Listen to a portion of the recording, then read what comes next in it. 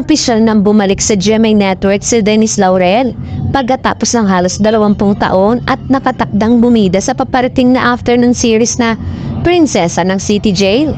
Sa teaser para sa palabas na nag-premiere kamakailan, itinampok si Denise sa isang kapansin-pansin anthologist role as Divina, the formidable character na hahamon sa buhay ng mga lead stars na sina Sofia Pablo at Anen Ansay.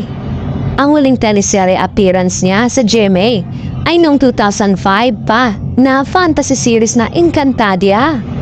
Ang huling papel ni Denise ay ang VIU seryeng Flower of Evil noong 2022. Gumawa rin siya ng isang guest appearance bilang judge sa It's Showtime noong nakaraang taong. Sa nakalipas na 3 taon, si Denise nakatutok sa pagiging influencer. Pinapanatili siyang updated ang fans sa social media. Makakasama ni Denise ang powerhouse cast na pinabibilangan ni Dominic Ochoa at Beauty Gonzalez. Ang pagbabalik ni Denise Laurel sa GMA Network ay nagdulot ng pananabik sa mga tagahanga.